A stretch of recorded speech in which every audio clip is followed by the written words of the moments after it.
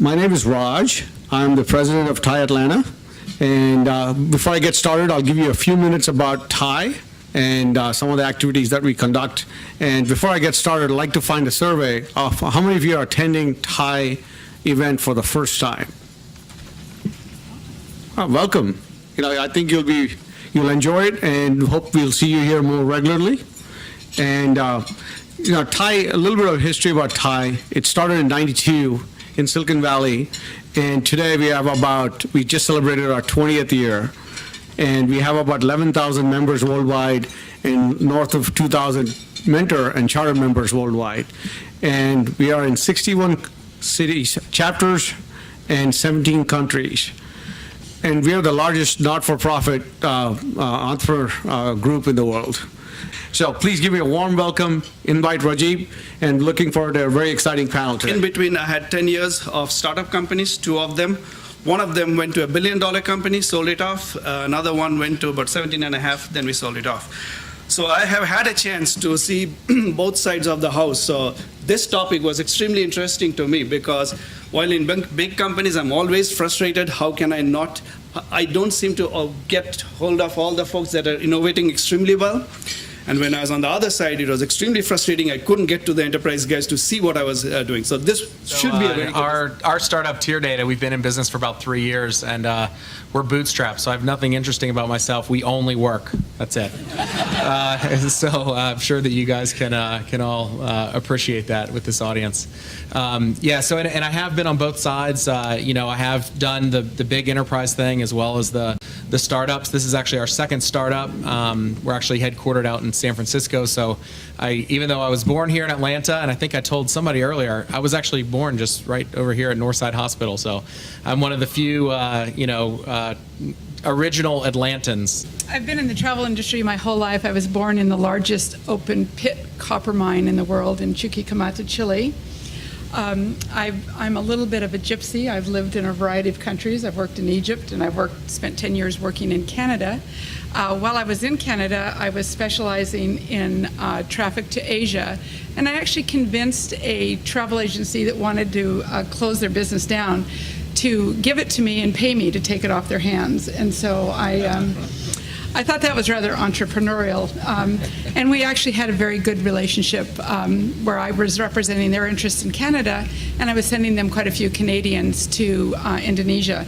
The deputy director of Indonesia for travel said that I was Mrs. Indonesia in Canada. These days, I'm learning that I know nothing about the world because I have 2 teenage kids, and they keep reminding me how I'm ignorant about all things technological and digital.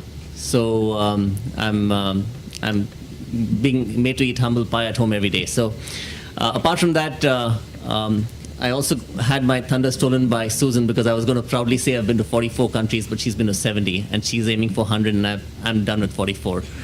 So Where's your sense of adventure?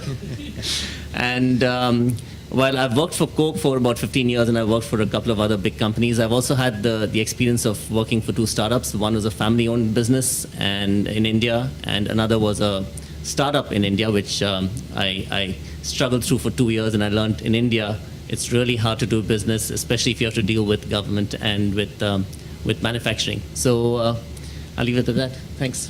Very good. Thank you. Anything of personal interest? Other than the 2 teenagers? 2 teenagers in 44 countries. Well, what else? I mean, even though I'm not bootstrapping a startup, even at Coke we work all the time. So there we go. Well, I think that innovation is both an art form and a bit of chaos, a bit of science to it. And I think that it really depends on the market, and it depends on the product as to whether you start with the science or you start with the art. And it is the same thing as chicken and the egg situation. But if your innovation has good value, sometimes you need a little chaos to get there quickly to the marketplace, to incubate it and get there quickly. So you can't necessarily do everything scientifically. I know in our own company, we frequently get very close to releasing a product before we even decide what the pricing is. So that says to me there's no science there.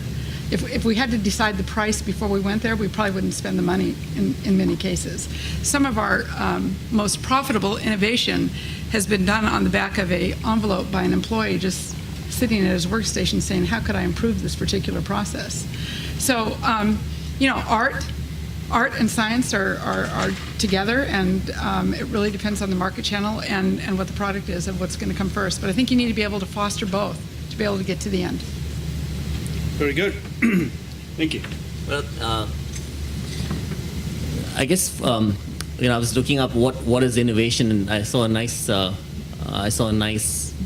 definition which says innovation is ideas with impact, and I think the ideas are the art, and the impact is the science. There are a lot of ideas out there, hundreds of millions, and ideas are cheap. Ideas are easy. But converting an idea into something that creates an impact on the world, on people, on business, that's where the science comes in. And my experience of both good and bad innovation over my 20 years at corporations is that we are typically successful when we have discipline around the impact. But when it comes to the ideas, we have no idea where the next big idea is going to come from. And if we keep ourselves close to ideas, or we don't explore at least 50 ideas at any one point of time, we're never going to be able to take that one success forward. I work in a company that has very complex systems, and some of them are very legacy generated. And we have that blended with distributed systems where they're application oriented. So we have both what I say highly scientific sides of the house and highly entrepreneurial. We find internally in our large organization that when we look at our legacy systems, that is an area that has to be very disciplined and has to be very scientific. And some of the things that we do is we foster things like at THAC, where people can go and build an application. They have 36 hours or whatever the time frame is. They're given a set of APIs and they're given a limited information, and see what kind of ideas they can develop right on the spot instantaneously. My question to the panel is, of the people that have mentored you or inspired you in your business, could you tell us who they were, if not by name, by, I guess, how they inspired you to go to the next step?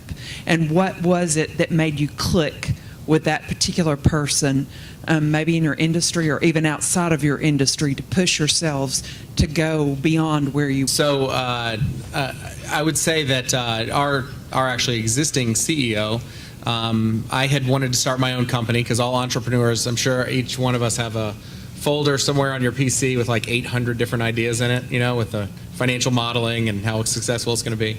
And I had an idea to start a company, and I had reached out to our old CEO who had since retired. We were about to launch a new company, and his passion and guidance, and there's never a problem. Everything's an opportunity. If something breaks and it's a new feature. From my perspective, if you can, in a short elevator pitch, explain how you have an idea that's relevant to the company and can make a difference to the business, and why you are better qualified than anyone else to do that, there would be a head nod and an exchange of cards. In the elevator pitch is, how are you going to either solve my pain points? So you really need to know my industry, and that will tell me, or how you're going to help me create stickiness amongst my client base. If you tell me that you are working on innovative technology or analytics that solves financial fraud problems, and you have at least one customer, if not me, I'll have somebody give you a call.